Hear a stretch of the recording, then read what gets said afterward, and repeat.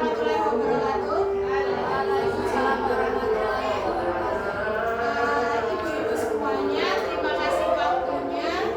Di sini saya akan bukan diseminasi. Saya hanya ingin berbagi saja informasi tentang pelatihan yang waktu itu saya sudah dapatkan. Dan intinya pelatihan ini ingin menjadikan kita semua guru menjadi guru yang hebat. Nah, kita langsung saja deh untuk mempersingkat waktu. Oke.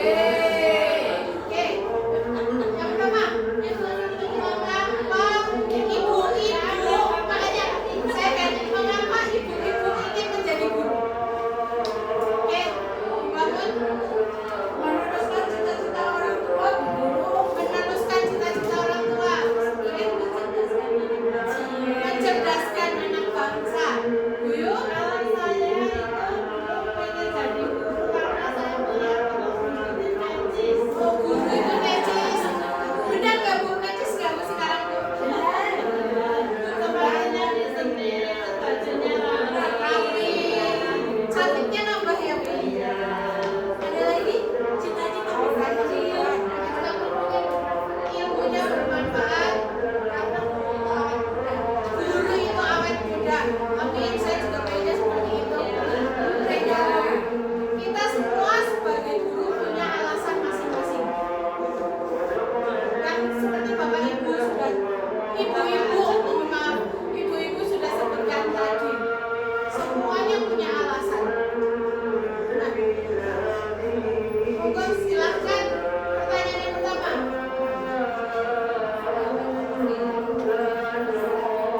Dari yang A, mungkin ada jalan keluar tetapi sulit, atau B, mungkin sulit tapi selalu ada jalan keluar.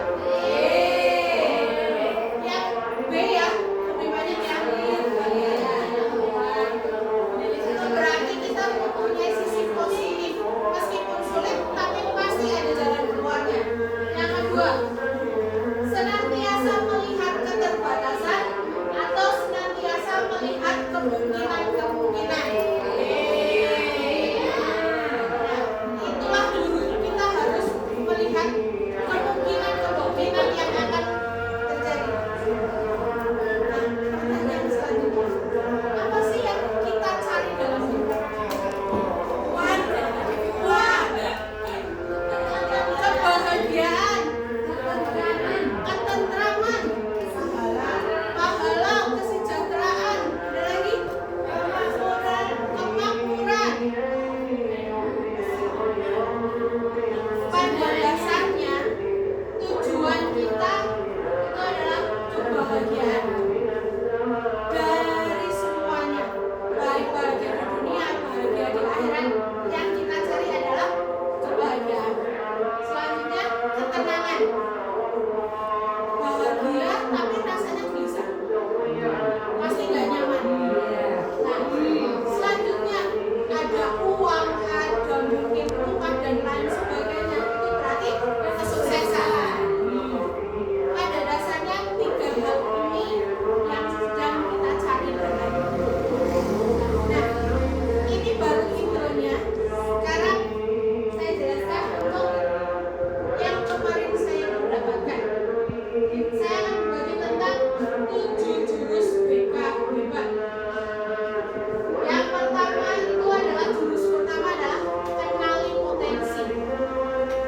Jurus kedua adalah kelola emosi.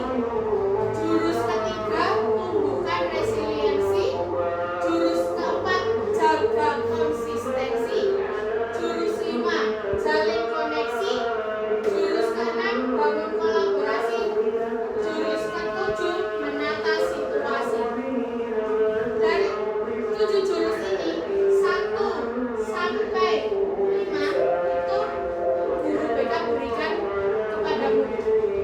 Nanti fokusnya saya atau kerjasama antara guru BK, guru dan lain sebagainya ada di 6 dan 7, membangun kolaborasi dan menata situasi. Saya persingkat untuk jurus yang pertama. Digambar.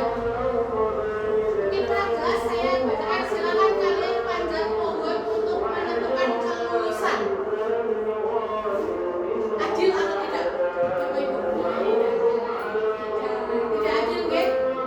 Di sini ada guru, kita ada hewan-hewan yang lainnya, jenis-jenis berbeda. Tapi kelulusan hanya satu saja. Padahal sebenarnya itu sama, disamaratakan. Tapi apakah sama itu adil? Tidak. Makanya kita harus tahu potensi anak-anak kita. Contoh dari potensi itu ada, contohnya ada kecerdasan majemuk. Ada 7 diantaranya. Cerdas visual spasial, cerdas verbal linguistik, interpersonal, cerdas natural, cerdas logis matematis, cerdas kinestetik, cerdas musikal, dan cerdas intrapersonal.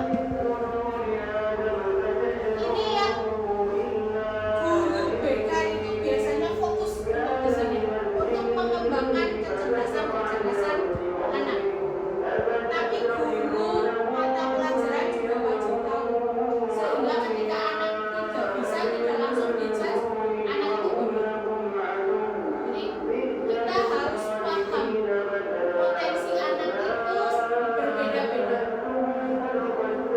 Jadi monggo nanti untuk kelulusan atau untuk tes anak dilihat lagi anak ini potensinya di bidang apa.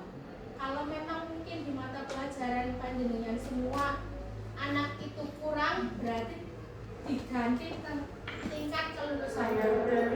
Gitu, nggih? Untuk selanjutnya jurus kedua, kelola emosi. Kita sebagai guru mungkin gampang sekali emosi ketika anak tidak bisa mengerjakan, malas atau tidur di kelas, atau perilaku unik anak-anak kita. Gampang sekali kita marah. Padahal guru itu harus bisa mengelola emosi. Kenapa? Ada tingkatan untuk sampai kita kepada social awareness atau peduli sosial. Ada menyadari diri, berarti kita harus sadar emosi-emosi kita. Kapan kita dikatakan emosi marah, kapan kita dikatakan emosi bahagia, kita harus tahu terlebih dahulu supaya kita bisa bersikap kepada orang lain. Ini bukan seperti tadi saya sampaikan, jurus 1 sampai jurus ke-5 nanti fokusnya atau tujuannya kepada anak. Saya hanya mengenalkan kepada ibu semua. Saya lanjutkan untuk jurus yang ketiga, tumbuhkan resiliensi. Resiliensi di sini adalah daya lenting atau daya tahan dari anak untuk berkembang, atau kekuatan anak setelah anak mengalami gangguan atau anak mengalami hambatan, anak kembali menjadi semangat. Kita sebagai guru harus bisa menumbuhkan itu. Caranya kita bisa nanti diskusikan melalui jalur koneksi di jurus yang selanjutnya. Boleh, Bu? Langsung saja jurus yang keempat, jaga konsistensi. Di sini di gambar pertama, aku mau lari sehari 10 km. Mungkin di awal karena sudah benar-benar niat, itu bisa. Hari kedua mungkin masih bisa 10 km. Tapi saya yakin ketika tujuannya sudah sangat besar, terus akan lama-kelamaan semakin menurun. Kita ketika membuat tujuan, kita punya tujuan utama nih. Selanjutnya kita buat lagi tujuan-tujuan kecilnya untuk menuju tujuan utamanya, sehingga kita bisa sampai ke tujuan utama. Sudah sampai di tujuan utama, harus konsisten. Kita sebagai guru harus konsisten jagani anak, mendidik anak. Semisal si A harus disiplin dalam semua hal, itu adalah tujuan besarnya. Mungkin kalau kita paksakan hari pertama, hari kedua, anak masih terpaksa mau. Tapi hari selanjutnya, ketika anak dipaksa pasti akan semakin. Tapi kalau kita coba untuk sedikit dan demi sedikit, itu pasti akan ada konsistensi. Untuk sampai jurus keempat ada yang mau ditanyakan? Oke. Jurus kelima, jalin koneksi.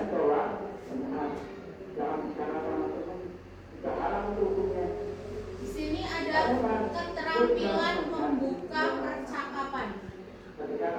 Ada menggunakan rumus Solet.